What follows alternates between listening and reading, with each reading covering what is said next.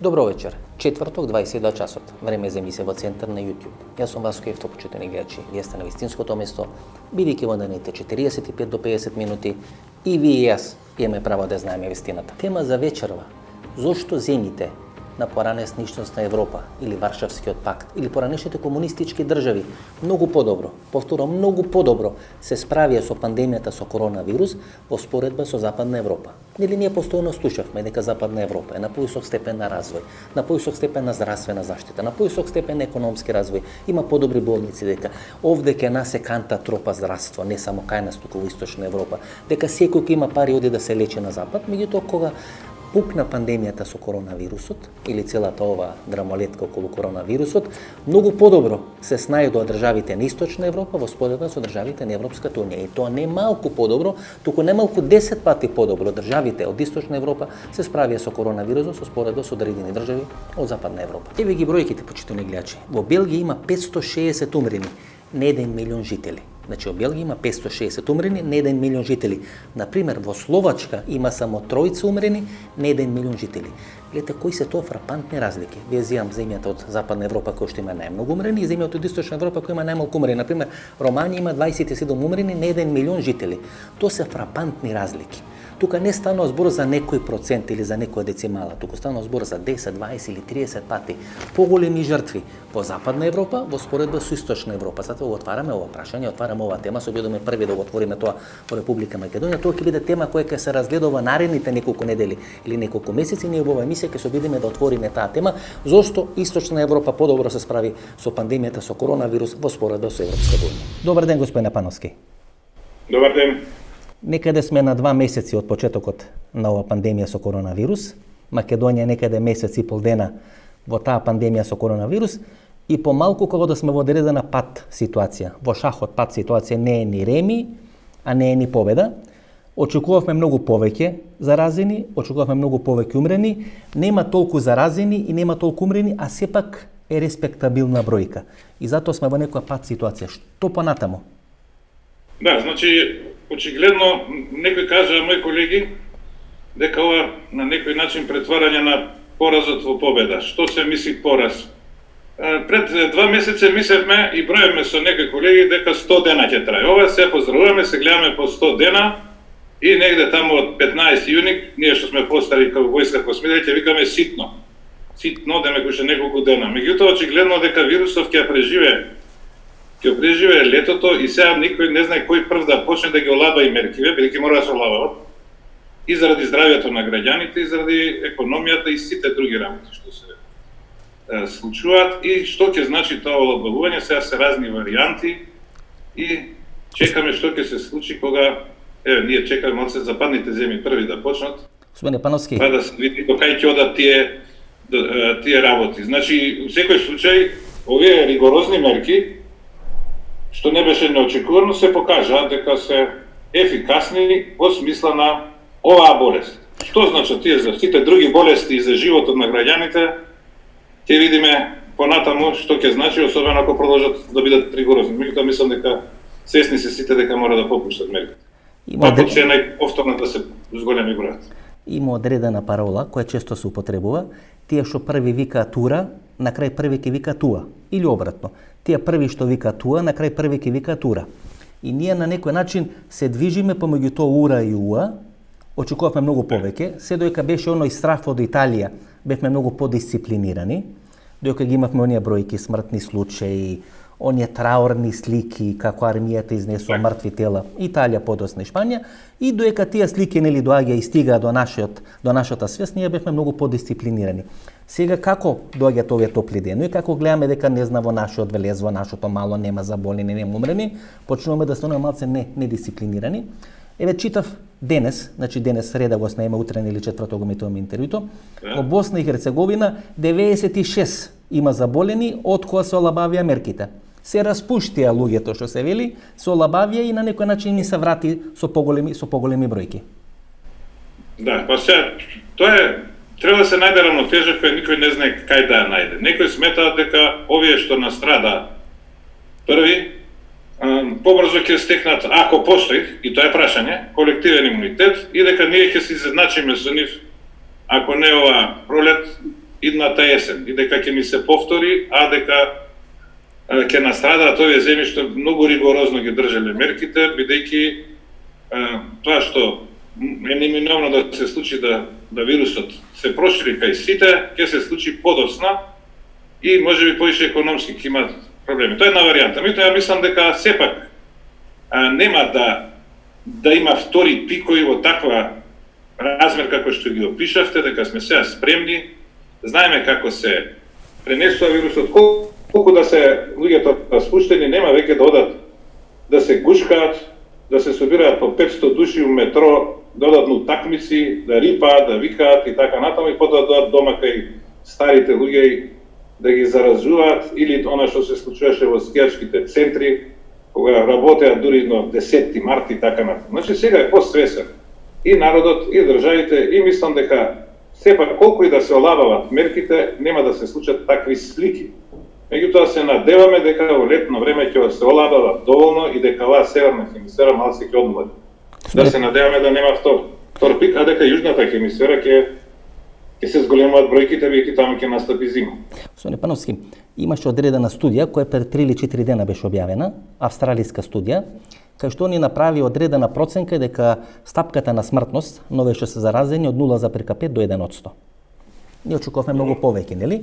И кога ќе направиме анализа и на оној крузер кој беше, нели, во јапонските води, некаде пред 2,5-3 месеци, таму е стапката на смртност 1%, иако таму, нели, беше еден заселен дел на старо население, повеќе од 75 или 80 години. Со стапка на смртност од 0,5 до 1%, но со заразност на вирусот од 2,5 до 4%, како што се, нели, анализите кои сега се прават, иако Стенфорд, нели, универзитетот направи одредени проценки дека 0,2% е смртноста во Калифорнија, но таму е потопло, овие австралијаните направи 0,5 до 1%. Тоа е повеќе од сезонски грип, но и стапката на заразност е многу поголема од сезонски грип. И тоа, нели, всушност нас не донесе до таа пат ситуација. Тоа се бројки кои не можеме да ги занемариме, но не се такви бројки поради кои сите ќе умреме и мора целата економија или целиот живот или целата држава да биде ставена во карантин. И тука е, нели, дилемата. Сега се почесто се говори, ќе се обидам, нели, да го преведам тука од англиски, за темелно човечко право на зараза и умирање од коронавирус. На крај на денот ќе ни се остави на слободна волја, а претходно, нели, да подпишеме одредена изјава, веројатно ќе се донесе законско решение како што е во Бундестагот и така натаму, сами да одлучиме дали сакаме да живееме во карантина ако има втор пик во текот на есента или зимата наредната година, или ќе оставиме да бидеме заразени од коронавирус, па кој ќе преживее, но самите тоа треба да го донесеме одлука. Мислите дека тоа ќе биде на крај разрешница? Ова што кажате е многу интересно прашање од страна на човековите права. Значи, јас можам да кажам, не заради тоа што годините ми се блиску до овие, во некои земји на мои години веќе ги држат затворени, значи не може да ги држите затворени луѓето заради нивно добро. Кои ги носеле порано, не знам, таму Аушвиц, викале, ова за ваше добро работата, не знам како пишува таму на наслов. Значи, луѓето морат да одберат животот пред се слобода. И иако кај некои 14% смртност, оваа кога мериме според број на случаи, имаат право да си го довршат животот така како што ни сакаат. Значи, ова може да трае само сега, дека видиме, дека го научиме вирусот. Понатаму, тие апсолутно се согласувам дека ќе имаат право и никој не смее да ги задржи да седат дома, бидејќи возрастните луѓе, пред се, постарите, не ја шират болест. Они не ја шират болест, они се ризик фактор. Меѓутоа, нив им објаснуваме што понатаму, како што за сите им кажеме како луѓето се заштитат, ама не им даваме со закон дека мора да се заштитат, не им забранивме да имаат сексуални односи, не донесе закон дека ако ги фатиме без кондом ќе им земеме 2000 евра, како што пушачите имаат право да пушат, а да не ги загразуваат, да не ја загадуваат околината, и така натаму, зашто за овој случај би било другачие. Значи, сметам дека апсолутно право на човекот е да се грижи за своето здравје, особено ако не го нарушува здравјето на другите. За вакцината може да разговараме, дали ако не се вакцинираме, не нарушуваме здравјето на другите, бидејќи ако сите не се вакцинираат, го нема колективниот имунитет и се нарушува општото јавно здравје. Овде кај луѓето кои се возрастни кои не се ширачи на болеста, треба да им дозволиме да одберат како ќе живеат. Секој да им се даде слободно да им се укаже што се тоа значи и да они да не бидат стигматизирани заради возраст. Има еден интересен парадокс. Сите нели велиме дека Западна Европа постапки на развој, постапки на здравство, постапки на све е многу понапред од Источна Европа и дека сон на сите држави, нели во најголем дел сон на сите држави од Источна Европа беше после 1991 година да станат членки на Европската унија.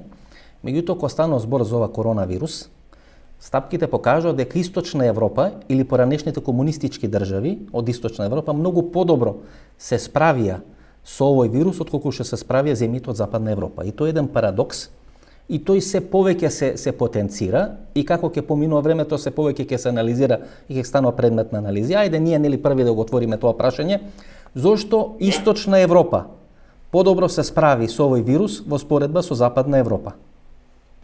Ова интересно е доказ дека во здравството не значи колку пари повеќе подобро здравство. Може да значи за некои болести, меѓутоа за јавното здравство, особено за епидемии, многу пари може да бидат и штетни. Ако здравството го гледаме само како призма на пари, ќе видиме дека тие пари некогаш се и пречка. Например, Америка има најскапо здравство, а најмал квалитет во однос на парите. Нема добро здравство, меѓутоа многу пари троши за здравство, има неосигурени така натаму. Кои се причините?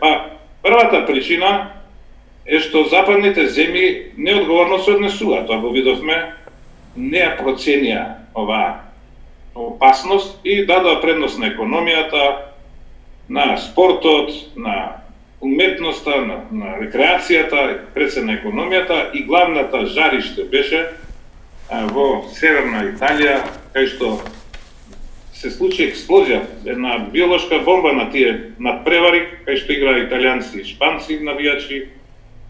Значи, и се знае точно како вирусот се прошири.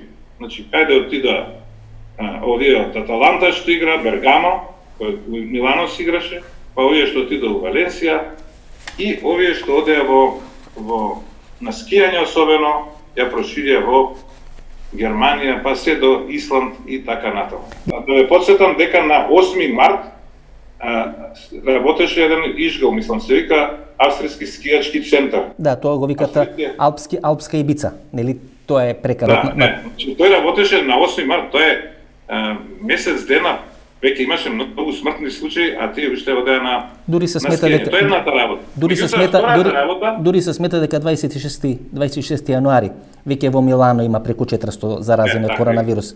Тоа е пред 2 дена.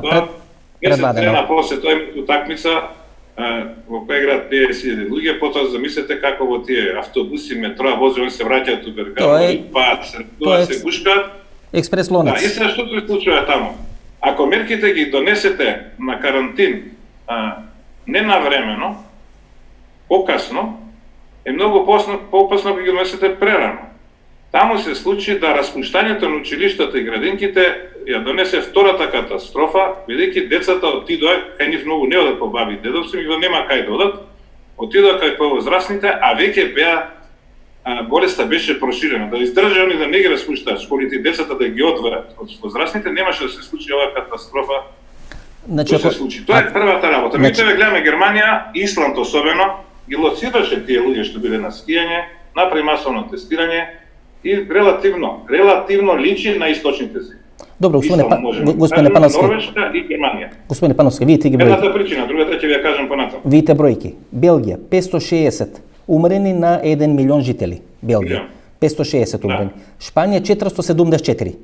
Италија 415 умрени на милион жители. Франција 327. Британија 267. Холандија 237. Шведска која потенцират, нели? Као пример. На либерални мерки 192, Швајцарија 174, а Германија најдоле 63. Во споредба со нив, ние спомна од скандинавските уште Норвешка. Да, во споредба со нив, Романија 27 само умрени на 1 милион жители. Маđarска 25, Чешка 20, Србија 15, Хрватска 12, Полска 11, Бугарија 7, Русија 4, најдобра Словачка 3. Че гледате драматични разлики, 10 спрема 1 во корист на овие комунистички, поранешни или источноевропски држави. Да. Ево, ја имам уште една да дополнам, значи Русија е на 8 место од земјите, огромна е, значи со број, купен број, не по милион жители. Белорусија на 31 место, Полска на 30, Романија на 30, Украина на 40, значи ни гигантски големи држави, повеќе милионски. И процентот, кога спомнате Романија е 6% смртност, а на многу од овие земји под 1%, Русија, па и Белорусија, или е 2 до 3 проценти, Например, господине Пановски, има уште еден интересен податок. На Пиренејскиот полуостров, например, кога ги анализираме Шпанија и Португалија, во Шпанија имаме умрени 474 на 1 милион, Шпанија, а Португалија имаме 77 на 1 милион, 77 умрени на 1 милион. И многумина велат дека разликата помеѓу Шпанија и Португалија е во таа БСЖ вакцина, која сите деца, нели, ке нас се уште ја добиват. Дали е возможно земјите? Нели беше неколку пати поставено не пред нашите власти, туку во регионот, дали поради фактот дека ние сме вакцинирани од БСЖ вакцини, дека државите кои имат задолжителна вакцинација БСЖ, многу се поимуни и поотпорни на оваа болест и на овој вирус во споредба со другите држави, кои во еден временски период кога туберкулозата веќе не представуваше опасност, престана да ги вакцинират луѓето со БСЖ вакцини. Значи, објаснувањето е клеточниот имунитет, иако е туберкулозата, микробактериот туберкулозис бактерија, таа вакцина БСЖ го активира клеточниот имунитет. Дури сметаат дека со БСЖ некои од рак се лекува, за да го разбуди имунитетот, па да ги униси малигните клетки. Така да, особено може да има врска кај овие што се вакцинирани помлади од 10 години. Ние сме одамна вакцинирани. При бебињата сега второто образложение или третото, имам второ кој е пореално, овде има некои исклучоци, например Грција, која е слична на источниве земји, нема вакцина, а е добра, и Франција која има вакцина, една од ретките западни земји, а како што гледате лошо. Значи секогаш има исклучоци, не може да сигурно кажеме, тоа ќе се испитува, меѓутоа главното по мене, покрај ова што на време се презема мерките, е тој што го спомнавте комунистички или социјалистички систем, каде што сите беа равноправни во однос на здравството, бидејќи овде да не ги заборавиме уште подобри примери, тоа е Куба, тоа е Чиле, кој немал комунистички систем, имал диктаторски систем. Сега дека што имало диктатура, Виетнам, имало јавното здравје, Виетнам одличен. Значи, овие центри за јавно здравје што ги имаме, какви такви, свршија работа. Тие ги формирал Андрија Штампар пред 90 години, тој е Загреб. Тој е еден генија кој кажал што е Краљевина Југославија, што е тоа јавно здравје, но низ цела Југославија ги формирал, и Хрватска, да спомнеме дека е со 3% смртност, иако е поголема од Македонија. Повеќе од 2 пати има само 63 умрени, за разлика од соседна Словенија, која е слична со нас, да не речем. Идентично ще успех за нас да видиме исти со Словенија во нека работа. Значи, јавното здравје е така поставено да брзо реагираше, бидејќи имаат историски се уште зачувано е тоа од социјализмот. Јас кој сум одел на размена во Полска, например, во Словачка имам еден другар.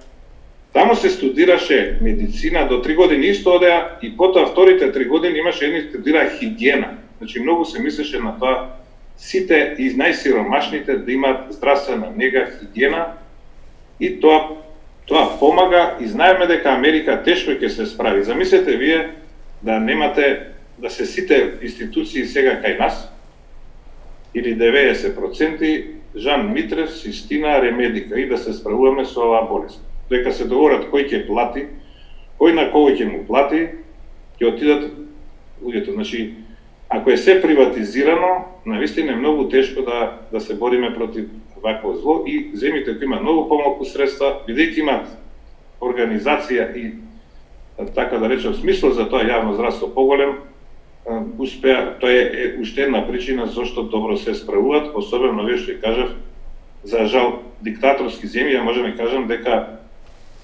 Америка, бидејќи сум бил таму, кога бев на функција заменик министер, бев и за јавно здравство на Харвард, школата за јавно здравје, кај што они учеа медицина, американците, носеа професори од Чиле и од Виетнам. Иако Виетнам се непријатели, да им кажат како, они рекоа ние имаме пари, а не имаме организација. И знаете тоа, Обама ќе како го одмah го избриша и така натаму. Тие сите, да мислите дека таму има 29 милиони, јас кога бев во Америка, првиот пат 50 милиона има неосигурен. Од тие ќе умираат луѓе, кој ги гледа за изолација и така натаму, никој за нив. Таму ако нема пари, нема здравство и затоа има многу афроамерикански луѓе кои умираат. Не тоа е случајно. Преку 70%. Преку 70% CNN. Анализите на CNN дека бројот на населението е дека преку 70% се афроамериканци кои се починати од корона вирус. 50-30%. Значи тоа е многу голема смрт. Би сакал да ми искоментирате една информација.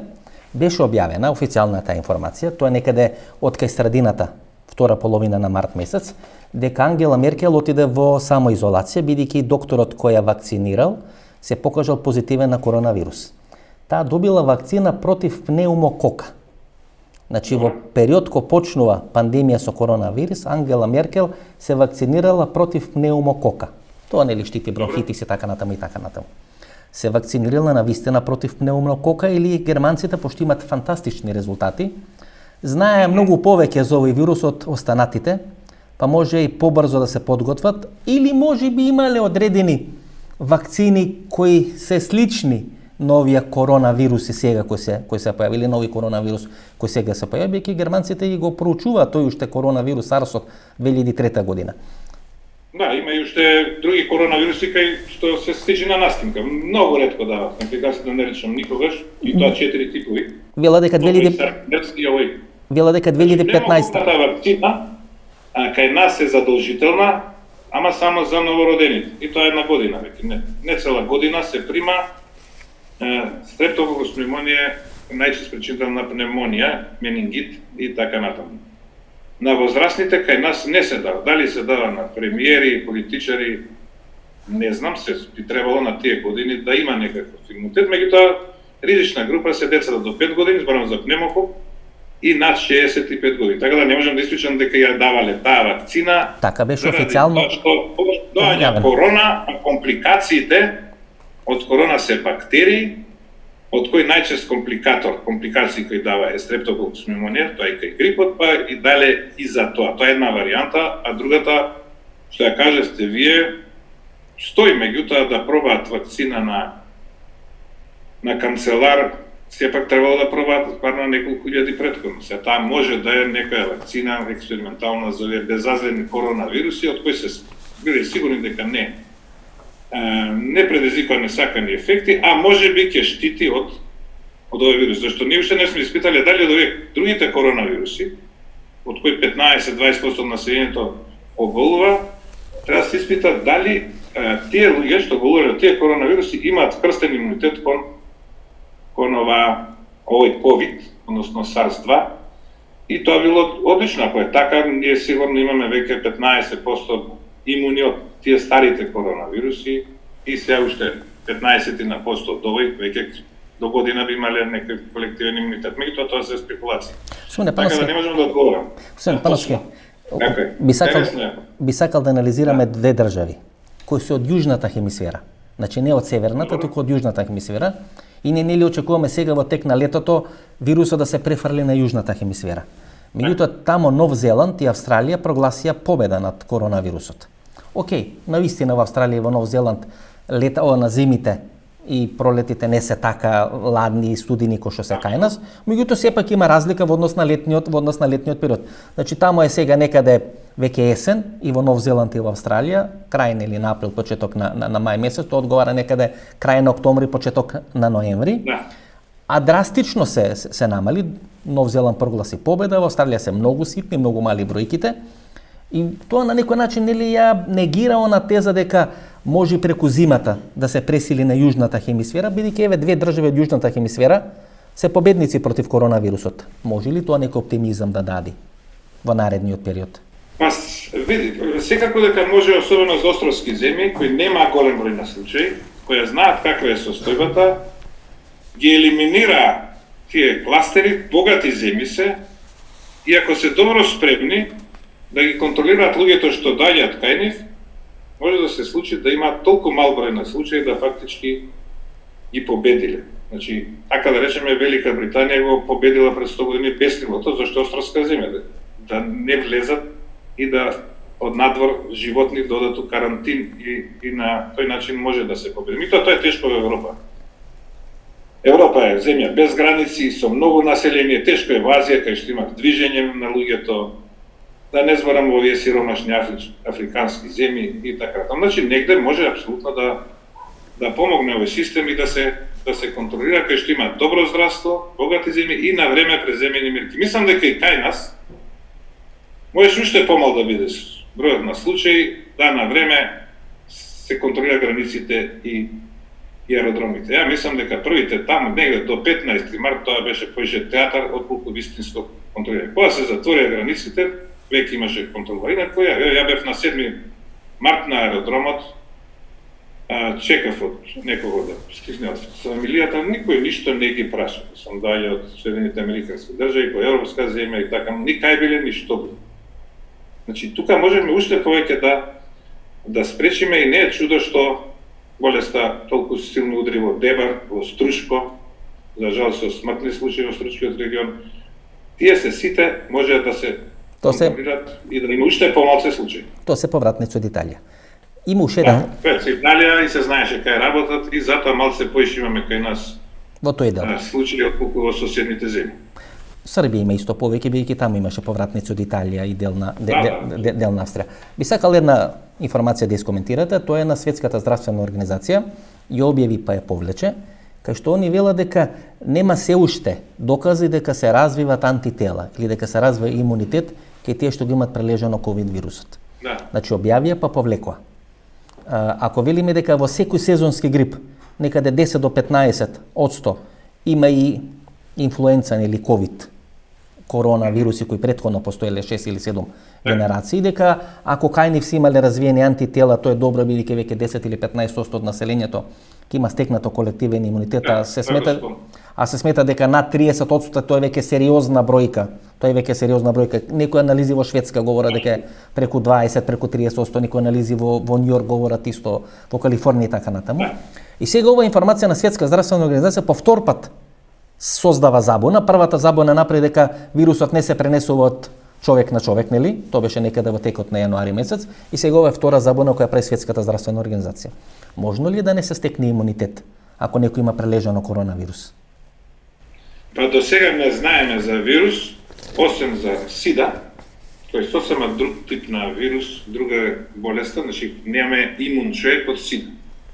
Има некои природно заради генетски пореметувања кои се корисни, не може да се заразат или кај нив не може да се и болеста. Мито имун човек нема. Кај сите респираторни вируси до сега, до еден, има долготраен, доживотен имунитет. Дури од настинка има доживотен имунитет, меѓутоа има 100 и нешто, 150 типови на вируси и дека сите не ги пројдеме, може поише пати да се разболиме, а кај грипот е проблем што мутира и не сме до крај имуни на новиот тип на вирус. Значи има мутации, антигенски и така натаму. За овој вирус не би било веројатно ако не е некој производ лабораториски да нема имунитет. Тој може да мутира, меѓутоа антитела се создаваат, меѓутоа има антитела кои се диагностички, значи гледаме дали има IgM, IgG, гледаме дали било контакт со вирусот. Прашањето е дали тие антитела се заштитни, дали го штитат организмот, односно тоа што рековте, дали има имунитет. Тоа не може веднаш да се дознае. Ќе се види колку има рецидиви кај тие што биле болни, за сега има, меѓутоа не во такво пред да се разочараме и ќе мора епидемиолошки да едно животно да беше осетливо на овој вирус, за жал на вирусите сем на бесмилото ретко се случува тоа, веднаш ќе се испиташе дали се создаваат антитела. Не може да испитуваме на луѓе, сега овие што здравеа, да им дадеме вирус. Да видиме дали сте имуни. Мислам, мора епидемиолошки дека биле у контакт, а тоа со овие мерки кои прв пат се случиле карантински, навистина е тешко да го откриеме. Спомнавте, нели, како дилема, ако не е создаден во лабораторија.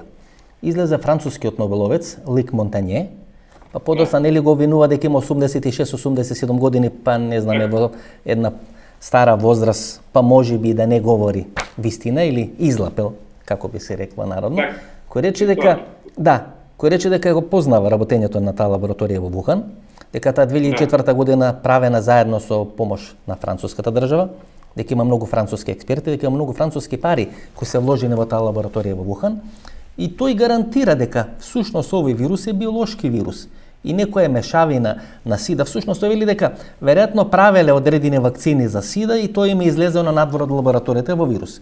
Тој го даде во интервју за француска телевизија, а пред неколку дена го даде во интервју за Вечерни новости во Србија. Значи, два пати. Не можеме да речеме дека е грешка или дека е изваден од контекст, бидејќи во две интервју он ги дава истите тврди стави околу целата работа, дека де факто според него стана збор за биолошки вирус, создаден во лабораторијата во Вухан и поради некоја тестирање за вакцина од сида. Кинезите не дозволуваат да се испита целата ситуација. Излезе австралискиот министер за здравство и побара да се испита работењето на таа лабораторија во Вухан и работењето на Кина. Кина им се закани преку нивниот амбасадор во Австралија дека ќе го прекине увозот на месо од Австралија. Значи Кина не дозвола. Многу шпекулации остана дали е лабораториски вирус, бидејќи има одредени нобеловци и научници кои велат, видите, не можна да се шири подеднакво во различни континенти со различни климатски услови, а тоа да има исти степен на вирулентност, исти степен на заразност, така натаму и така натаму. И затоа го нарекот нели интелигентен вирус. Можеби е создаден во лабораторија, па затоа го нарекот интелигентен вирус. Да, и многу интересно што поголемиот број од луѓето не ги заразува и тоа му возможува да се шири. И овие мерки на карантин дават ефект ако сите луѓе останат дома, што е како Инзаги, овој вирус кој Инзаги на граница со опсет. Јамо довачно гледам дека избегал од лабораторија.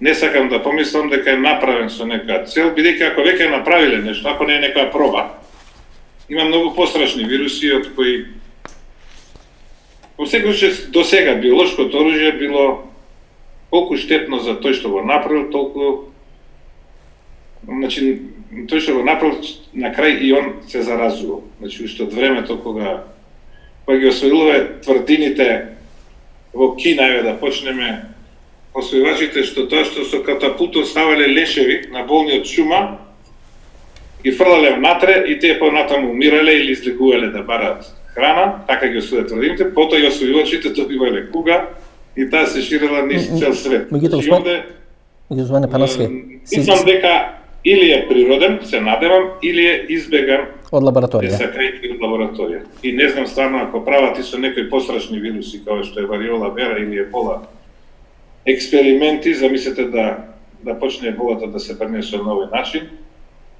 или вариола вера да се јави кога е искоренета и така натаму, што би било, што ова е смешно односно тоа што би се случило на вирус кој се за вариола вера кажам кој десетина пати полесно се шири по респираторен пат од овој, има 30% смртност и ги напаѓа и 10, и тоа поише од возраст. Замислете каква катастрофа е тоа да се случи на еден аеродром голем кај што ќе се разминат неколку илјади луѓе за еден сат, што порано во времето на овие кугата која била требало сигурно 100 години да еден од Кина се сретне со еден од Европа. Сега се среќаваат по аеродроми толку често, значи не сме ова, ако стана експериментираат со вируси вакви. Меѓутоа Кина 2003 година помина многу добро со тој коронавирус. Им продаде само на британците 30 милиони лек Тамифлу, пакетчето чинеше некаде околу 30 евра. Тоа е некаде цирка 900 милиони 1 милиарда евра. Значи само на Велика Британија. Така да тоа се големи пари, кога стана збор за големи пари, се можни големи лаги, големи манипулации, големи игри за сцената и така натаму и така натаму. Можеме да претпоставиме колку пари некоја држава ќе може да заработи ако прва ја измисли вакцината за овој SARS или COVID-19. Да. Апсолутно, или па лек да се најде, тоа ќе биде мислам уште повеќе бидејќи видете, сега тоа све стои. Секогаш ние се прашуваме кои интелектуалци за вакви работи, се прашуваме дали 30 години кога го знаат вирусот, молекуларните биолози, секој ген му го знае, секоја молекула. 2015 е овој вирус открен во Кина, 2015. Значи нели има некои истражувачи кои има видеа кај што се гледа дека 2015 пробуваат да стават на животни, значи се прашуваме дали наистина не е пронајден лек се пронајдени лекови кои го одржуваат ХИВ позитивниот да не се разболи и треба ги пие цел живот. И замислите кои пари се тоа, во однос на пеницинот кој се дал еднаш, ќе ги излечи сите. Сега, овие се даваат до крајот на животот, луѓето живеат квалитетно, меѓутоа кои пари се, еден човек вреди, па ќе откриете ХИВ позитивен во земја која има средства, 5 до 10.000 $ годишно. И тој може 50 години да ви носи пари секоја година. Може и за овој лек, за овоја болест да измислат да сите бидеме асимптоматски носители, а да не се разболуваме. А доколку пиеме некој таков лек, значи кој ќе спречува тешка болест и тоа ќе биде ќарот најголем. Меѓутоа тоа се вакви работи кои ние од страна обичните смртници ги гледаме и не сакам да мислам на тие сценарии дека е од лабораторија, дека е биолошко оружје и така натаму. На маргините на целата оваа криза или пандемија со коронавирусот, секаде во светот или во најголем дел држави во светот, дебатата е дали да има карантин или да има полиберални мерки. Само во Македонија, делумно во Србија, односно на Балканскиот полуостров, во овој наш крај, дебатата е дали има или нема вирус. Или како велат, каков е тој вирус кој се мие со сапун. Значи, главната дебата на социјалните мрежи во Република Македонија е дали има или нема вирус. Затоа јас со нестрпливост чекам да се отвори туристичката сезона. Грчкиот министар за здравство рече дека ќе треба да биде отворен одреден здравствен картон или одредени здравствени легитимации.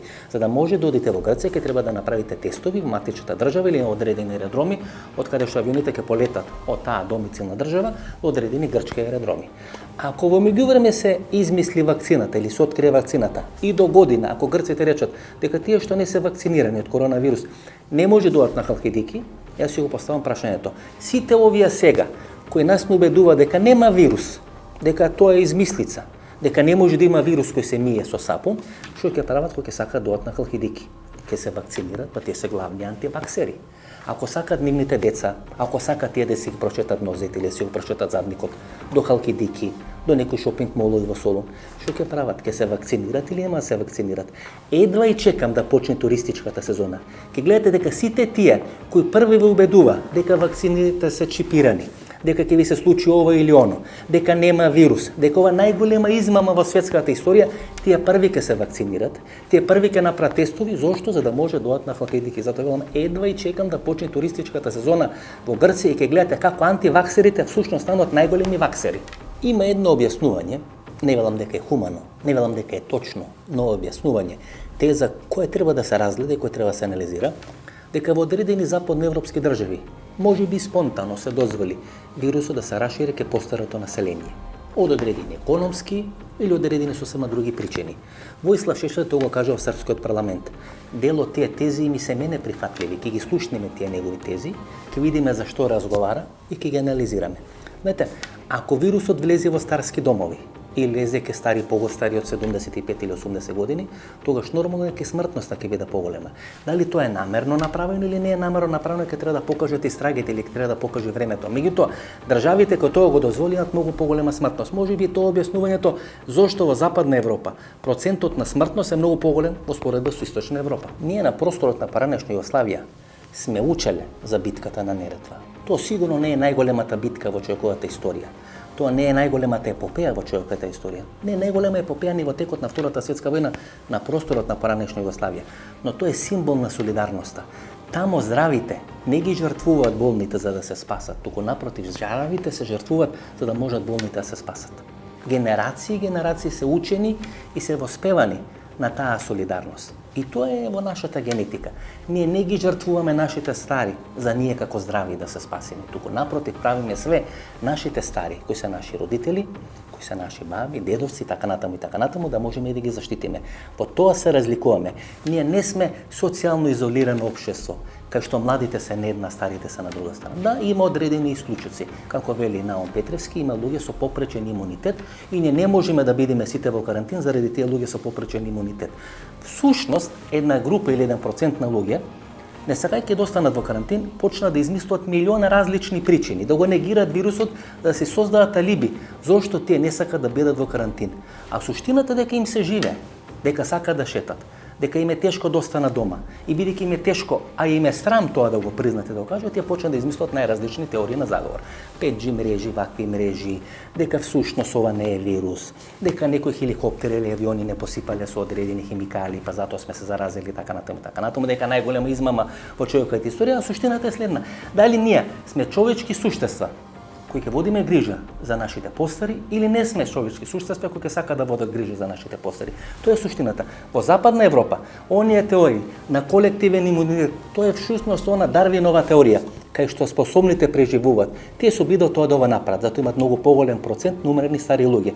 Во Источна Европа, посебно на нашите простори, ние направивме све нашите стари луѓе да не умрат од коронавирусот. Можеби платевме одредена цена, на нашата слобода, останавме во карантин. Меѓутоа, верувајте дека по 1 или по 2 години ќе се чувствувате многу погорди, дека сте биле луѓе, дека сте покажале хуманост и сте покажале солидарност, бидејќи сте ги заштителе вашите мајки и татковци. Верувајте, тоа по 2 или по 3 години ќе ве прави многу горди. Има одредени анализи кои покажуваат дека процентот на смртност на луѓе заразени од коронавирусот е некаде помеѓу 1,5 и 2%. Има одредени анализи кои покажуваат дека 0,5 до 1%. Кој да е процент, почитани гледачи, стана збор за мал процент на умирање од коронавирусот.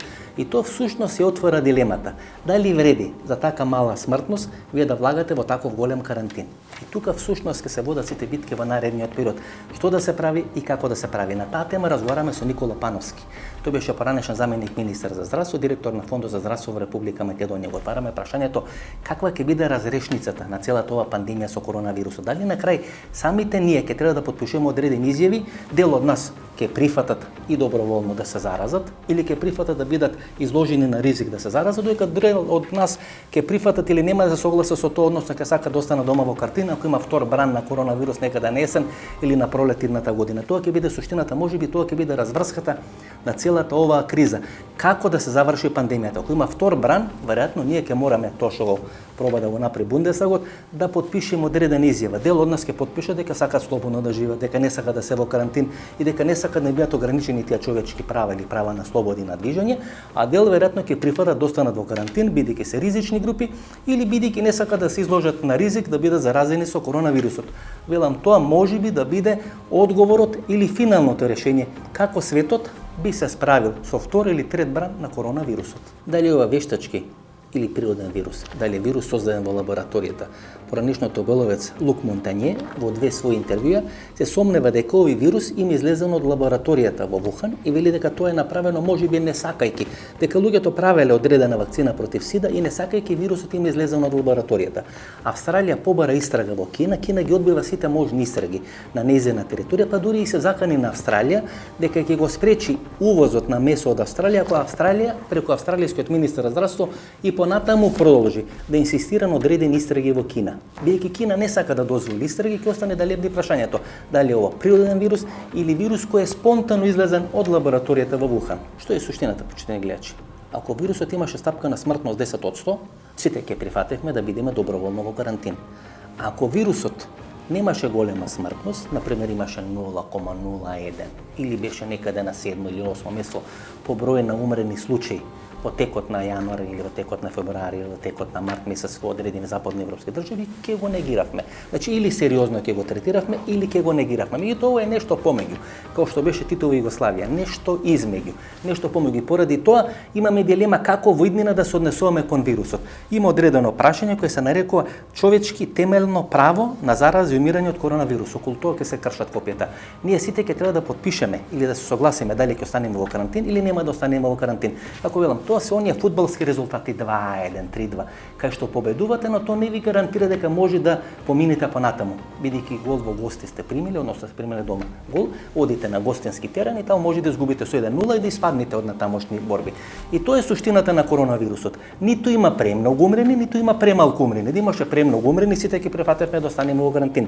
Да имаше премалку умрени, сите ќе го игнориравме вирусот. Сега има доволно умрени и доволно на заразени да не можеме да го игнорираме, а па ниту да прифатиме дека би можеле година или две да останеме во карантин и да пропадне светската економија за такви мали бројки, 0,1, 0,2 или 0,5 до 1% на умрени од процентот на заразени луѓе. Затоа велам, на крај сите ќе мораме да се определиме и да потпишеме одредена изјава која би се нарекувало темелно човеково право да се биде заразен или да се умре од коронавирусот. Секој од нас веројатно на крај на денот ќе треба да се согласи. Ќе ја потпише или нема да ја потпише, ќе прифати да биде во карантин или нема да прифати да биде во карантин. И според мене тоа ќе биде финалето на целата оваа пандемија со коронавирусот, без разлика дали ќе има втор, трет бран или воопшто нема да се врати на есен или наредната пролет. Последно прашање. Грчкиот министер за здравство Теохарис пред 7-8 дена излезе и рече дека анализираат или го разгледуваат прашањето за воведување на здравствен пасош. И нели тоа го прават во координација со Европската унија на прашањето дали ќе заживее грчкиот туризам во тек на оваа година. Ако се воведи здравствен пасош или одат на некоја таква варијанта, или ако се измисли вакцина, и на крај речат грците, видите, за да може на Халкидики дојдете ќе треба да се вакцинирате.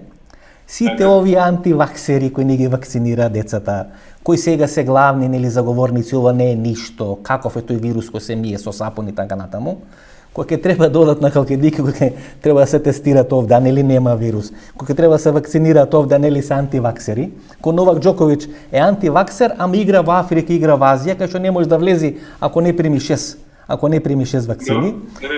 Да, мислам не ова чисто овака малце нели на крај да релаксираме темата и атмосферата. И ако речат грците ќе мора да имате здравствен пасош, ќе мора да се тестирате, ќе мора да имате вакцина, што правиме во таква ситуација? Овие антиваксери ќе станат главни поборници да се вакцинират. Тоа ќе биде како патриоти со бугарски пасоши, така и ова ќе биде се антиваксери ќе се вакцинираат. Мислам, во секој случај Светска здравствена реагираше за тие здравствени или санитарни пасоши, бидејќи рече не е ни со антитела. Добро, и второ е поделба на луѓето, мислам, тука се задира во се.